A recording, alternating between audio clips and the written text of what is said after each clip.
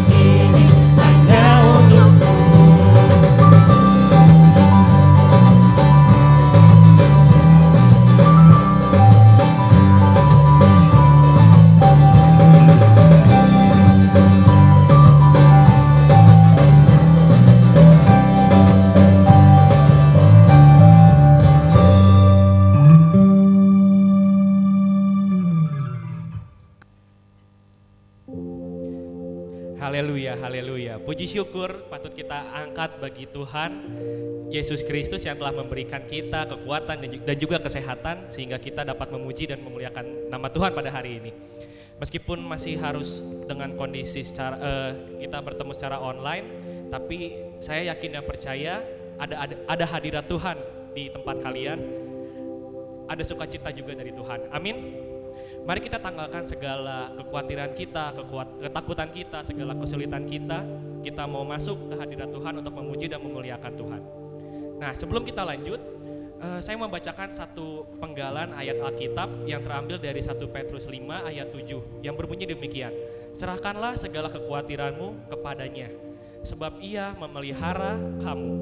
Nah, satu ayat ini saya percaya kita sudah sering mendengar dan sering membacanya. Ayat ini mau menegaskan bahwa kita sebagai anak-anaknya tidak perlu khawatir, tidak perlu takut juga untuk menghadapi segala pergumulan hidup karena Tuhan mau kita menggantungkan hidup kita kepadanya. Ada satu kalimat yang banyak beredar di luaran sana, put God first and let Him do the rest. Nah, bila kita menempatkan Tuhan melebihi dari segala sesuatu, saya yakin dan percaya Dia akan membimbing kita ke jalan yang benar dan juga tepat. Dia akan mengatur segalanya. Dari semua permasalahan yang terjadi saat ini, Tuhan ingin kita berserah kepadanya, menyerahkan hidup kita kepadanya. Tuhan juga mau kita menanggalkan segala kekhawatiran kita, segala ketakutan kita untuk kita bisa fokus memuji dan memuliakan Tuhan. Dengan kondisi yang terjadi saat ini, rasanya sulit bagi kita untuk bisa mengucap syukur kepada Tuhan. Tapi saya mau mengajak saudara-saudara semua untuk mengucap syukur atas segala hal yang terjadi di dalam kehidupan kita, baik dari segala kondisi yang membuat kita terpuruk dan hal-hal yang membuat kita menjadi kurang baik. Nah, saya mengajak kalian untuk terus mengucap syukur karena semuanya itu anugerah dari Tuhan. Sesulit apapun kondisi kita masih punya Tuhan yang tidak akan pernah meninggalkan kita semua. Amin.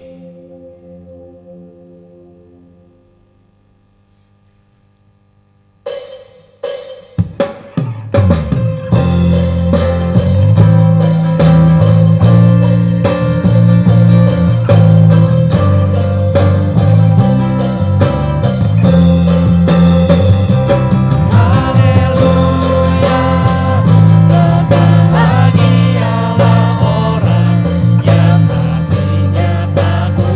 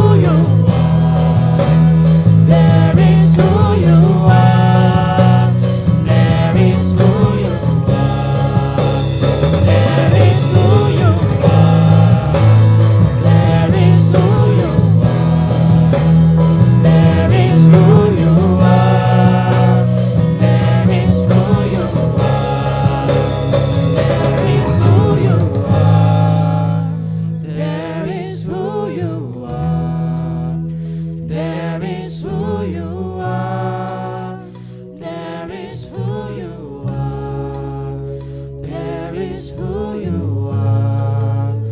That is who you are. That is who you are. That is who you are. Even when I don't see it, you're working. Even when I don't feel it, you're working. You never stop working. You never stop working. Even when I don't see it, you're working.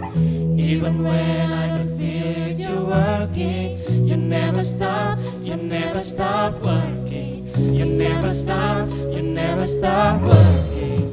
Even when I don't see it, you're working. Even when I don't feel it, you're working. You never stop working. You never stop working. Even when I don't see it, you're working.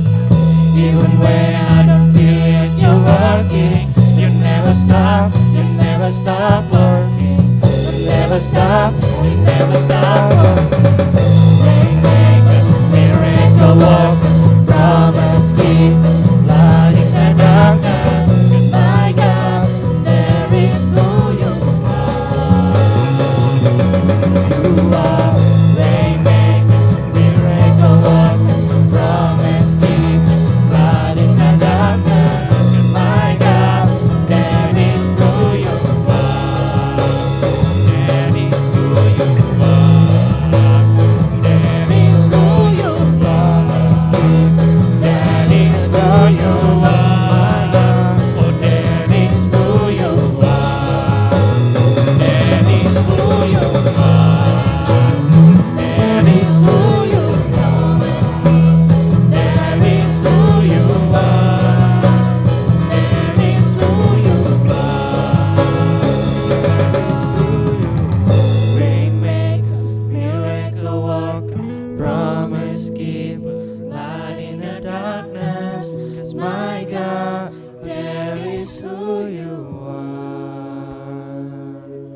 You are waymaker, miracle worker, promise keeper, light in the darkness. 'Cause my God, there is who you are. Selamat malam dan salam sejahtera untuk kita sekalian. Mari kita berdoa sebelum kita mendengarkan firman Tuhan. Bapa di sorga, terima kasih kami diberikan kesempatan memuji Tuhan, menaikkan praise dan menaikkan worship kami di dalam kesempatan yang begitu baik, memuji Tuhan walaupun dibatasi dengan alat, media dan lain sebagainya. Tetapi biarlah hati kami terus terangkat untuk mau mendengarkan Tuhan senantiasa. Terima kasih, kami serahkan pemberitaan firman Tuhan pada sore hari ini, pada malam hari ini, di dalam tangan Tuhan, di dalam nama Tuhan Yesus. Haleluya, amin. Teman-teman yang terkasih dalam Tuhan, tema yang diberikan adalah Can you hear me? Dapatkah engkau mendengarkan saya? Nah, kata you di sini artinya Tuhan, dapatkah Tuhan mendengarkan saya? Ini pertanyaan, tema yang bagus sekali. Kenapa? Karena pertanyaan ini adalah pertanyaan tentang bagaimana Tuhan itu mendengarkan kita. Karena banyak sekali kesaksian orang itu merasa bahwa Tuhan itu tidak mendengarkan. Karena memang Tuhan itu adalah roh dan roh itu tidak kelihatan, maka orang bertanya-tanya, apakah benar Tuhan mendengarkan doa saya? Apakah benar Tuhan mendengarkan seruan saya? Ketika saya menghadapi situasi, apakah Tuhan benar-benar peduli kepada saya? Saya akan bacakan satu ayat untuk menjadi landasan dalam pemberitaan pada malam hari ini. 1 Samuel 3 ayat 10. Lalu datanglah Tuhan berdiri di sana dan memanggil seperti yang sudah-sudah, Samuel, Samuel. Dan Samuel menjawab, berbicaralah sebab hambamu ini mendengar. Tuhan memanggil Samuel, Samuel, Samuel. Dan Samuel menjawab, berbicaralah sebab hambamu ini mendengar. Teman-teman yang terkasih dalam Tuhan, menurut catatan Alkitab, ada berbagai kisah tentang bagaimana orang itu mendengarkan suara Allah. Nah, ini kita ambil semua dari Alkitab, lalu kita cuplik bagian-bagian tertentu, lalu kita merangkumkan bagaimana seharusnya kita memahami Tuhan mendengarkan apa yang kita serukan kepadanya. Teman-teman, yang pertama kadangkala Tuhan itu hadir dengan sebuah fenomena atau sebuah kejadian yang supranatural, lalu muncul suara, seperti dalam kasus Musa begitu ya. Kalau teman-teman lihat dalam kasus Musa, tiba-tiba Musa lihat ada semak belukar yang terbakar begitu ya, ada tumbuhan yang akan terbakar tetapi tidak menghanguskan, lalu ada suara yang muncul dan berbicara kepada Musa.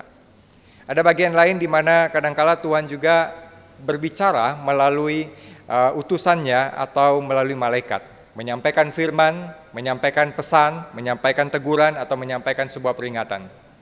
Kadangkala Tuhan juga berbicara dengan cara yang sangat unik, yaitu Dia memberikan sebuah mimpi dan penglihatan seperti dalam kasus Yusuf. Yusuf itu bermimpi, Yusuf itu mendengarkan Tuhan, lalu dia terbangun dari mimpinya dan dia bisa menafsirkan apa yang Tuhan ingin sampaikan di dalam hidupnya. Lalu kadangkala juga suara Tuhan itu dapat didengar secara langsung, seperti Stefanus atau kasus Yohanes Pembaptis, ketika langit terbuka dan suara Allah berbicara secara lantang, maka orang bisa mendengarkan suara Tuhan. Lalu ada kasus lain di mana ternyata suara Tuhan itu bentuknya adalah suara manusia, seperti kasus di dalam Samuel. Tuhan berbicara, memanggil Samuel, dan yang benar-benar dipesankan oleh Imam Eli pada waktu itu, Samuel, ketika Tuhan memanggil engkau, katakanlah, berbicaralah, sebab aku mendengar. Tuhan bisa dimengerti karena dia berbicara secara langsung kepada Samuel. Dan yang mungkin bagian terakhir yang kadangkala juga muncul dalam catatan Alkitab, ternyata Tuhan itu berbicara melalui suara kecil lembut di dalam hati seorang manusia, yang biasa kita terjemahkan dengan suara hati nurani. Suara hati nurani ini dalam Amsal 20 ayat 27 dikatakan bahwa roh manusia itu adalah pelita Tuhan. Roh manusia itu pelita Tuhan yang mampu menyelidiki seluruh lubuk hatinya. Jadi kadangkala melalui hati nurani seseorang, Tuhan berbicara dan suara kecil itu seperti melarang seseorang atau mungkin menghalangi seseorang atau menganjurkan seseorang. Teman-teman yang terkasih, saya sekali lagi tidak mau membatasi Tuhan dengan cara kerja yang Dia pakai. Tuhan bisa bekerja dengan berbagai macam cara yang unik dan sangat kreatif. Tuhan bisa berbicara kepada kita kadangkala melalui mimpi, kadangkala melalui hati nurani, kadangkala melalui suara yang mungkin audible langsung begitu ya. Tetapi mungkin cara-cara seperti itu jarang kita dengarkan sekarang ya. Kenapa demikian? Karena kadangkala cara-cara yang seperti itu sangat subjektif sekali. Subjektif dalam arti seperti ini ya, subjektif dan paradoks. Paradoks artinya bisa benar bisa salah begitu ya. Kadangkala orang bilang begini ya, rasanya Tuhan bicara dalam hati saya seperti ini, tapi apakah benar itu suara hatinya atau suara Tuhan? Atau kadangkala ada orang yang punya kesaksian begini ya, tadi malam saya mimpi loh, dan Tuhan datang kepada saya dan bilang kamu jodoh saya. Wah itu kan fatal banget kalau ada orang yang mimpi seperti itu seolah-olah Tuhan suruh dia dan mengambil engkau menjadi jodohnya.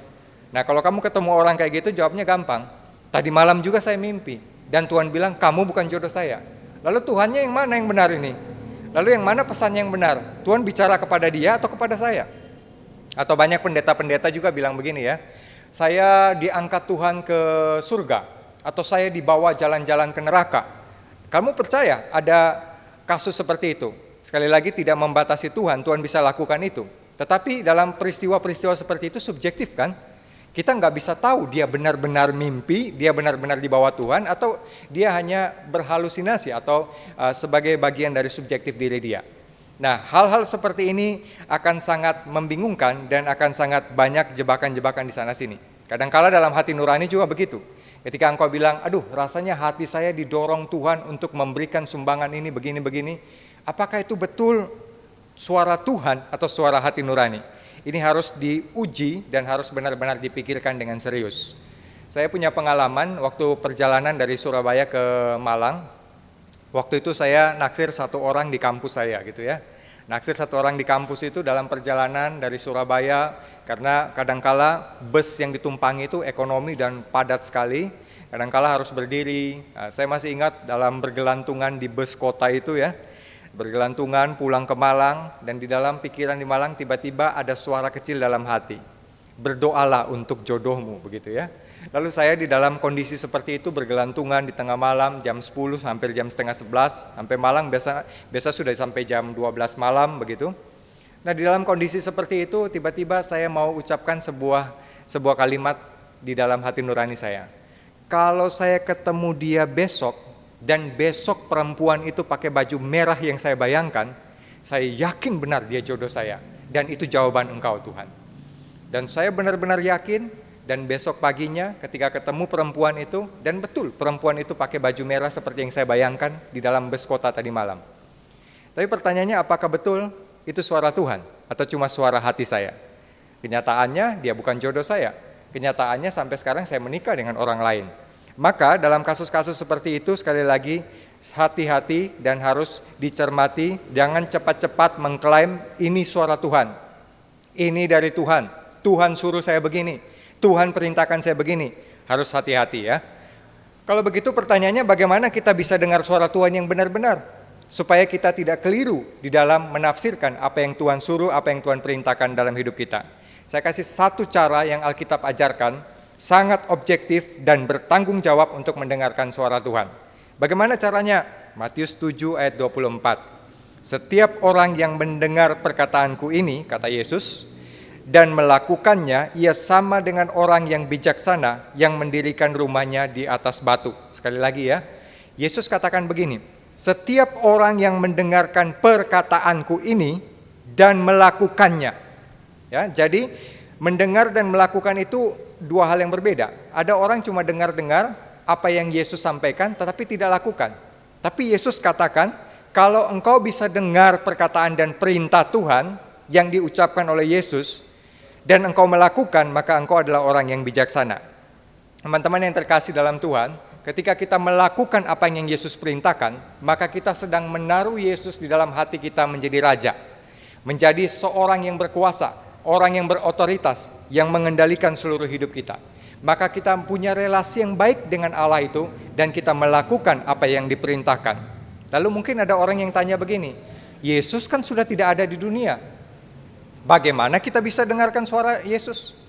Yesus kan tidak hadir secara fisik, bagaimana saya bisa dengarkan apa yang diperintahkan oleh Yesus? Jawabannya bagaimana?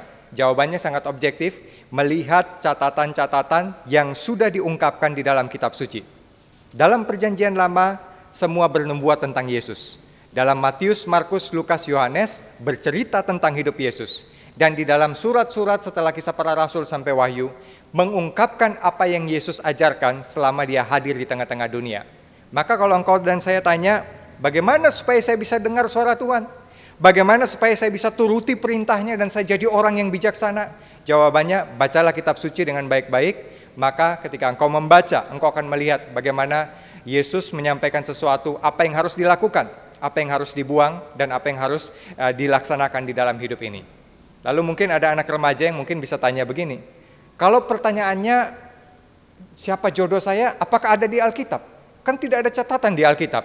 Kalau pertanyaannya kuliah mana yang harus saya ambil, apakah ada di Alkitab? Kan juga tidak ada di dalam Alkitab. Maka jawabannya, Alkitab tidak memberikan jawaban-jawaban atau solusi-solusi yang sangat pragmatis seperti itu. Tapi Alkitab memberikan sebuah rangkaian panduan untuk kita melihat, memikirkan, oh kalau jodoh yang berkenan di hadapan Tuhan seperti ini. Maka dengan membaca Alkitab, kita akan jauh lebih objektif untuk mendengarkan suara Tuhan. Kenapa? Karena di dalam pembacaan dengan Alkitab, kita akan mendengarkan dan kita akan bisa menggunakan rasio kita untuk memikirkannya dengan sangat-sangat serius. Jadi kalau umpamanya ada orang bilang begini, tadi malam saya mimpi, saya dibawa Tuhan ke neraka. Dan di neraka sana, saya melihat ada iblis yang melakukan tindakan untuk menghukum orang-orang yang berdosa. Jadi kalau ada yang mencuri, tangannya dipotong. Kalau ada yang kakinya suka nakal, maka kakinya dipotong. Kalau ada orang suka ngomong kotor, lidahnya dipotong. Saya lihat dalam mimpi saya bahwa di neraka sana ada iblis yang melakukan itu. Maka orang yang berbicara seperti ini seolah-olah Tuhan berbicara kepada dia, langsung di-compare aja dengan firman Tuhan. Apakah betul iblis akan jadi algojonya Tuhan? Lalu kita baca kitab suci, ternyata iblis bukan algojonya Tuhan. Kenapa? Karena iblis akan dibuang dan dihukum bersama orang berdosa. Jadi tidak pernah Alkitab katakan iblis jadi algojonya Tuhan. Maka dengan membandingkan ini akan menjadi sangat objektif dan kita tidak akan keliru memahami apa yang Tuhan perintahkan kepada kita. Maka cara yang agak kurang supranatural tetapi sangat bertanggung jawab, saya menyarankan engkau dan saya membaca kitab suci ini dengan baik, mendengarkan firman Tuhan dan juga belajar dan menyelidikinya dengan baik. maka engkau akan menjadi orang bijaksana. 1 Yohanes 2 ayat 3 dikatakan, dan inilah tandanya bahwa kita mengenal Allah, yaitu jikalau kita menuruti perintah-perintahnya. Engkau mau mendengarkan suara Tuhan? Engkau mau melakukan perintah Tuhan? Maka engkau harus membaca kitab suci, berdisiplin di dalam mendengarkan apa yang firman Tuhan sampaikan. Alkitab tidak berbicara tentang segala sesuatu, tentang jodohmu, tentang pekerjaan yang harus engkau pilih, tentang pilihan-pilihan kuliahmu, tidak. Tetapi Alkitab membicarakan banyak sekali indikasi, batasan-batasan, syarat-syarat, dan hal-hal yang harus diperhatikan ketika melakukan hal-hal praktis seperti itu. Bagaimana engkau dan saya mendengarkan suara Tuhan? Maka mulailah membaca dan merenungkan firman yang Tuhan sampaikan. Ini cara yang sangat baik dan bertanggung jawab. Kiranya Tuhan memberkati engkau dan saya, dan Tuhan menolong engkau untuk selalu punya relasi yang baik dengan Tuhan. Mari kita berdoa sekali lagi. Bapa di sorga, terima kasih kami sudah mendengarkan firman Tuhan. Kiranya menolong kami untuk mengasah hati kami, pikiran kami, untuk senantiasa mengasihi Engkau dan mendengarkan apa yang Kau perintahkan melalui firman Tuhan. Terima kasih, biarlah kami bertanggung jawab di dalam menjalani hidup. Di dalam nama Tuhan Yesus kami berdoa dan bersyukur kepadamu. Amin.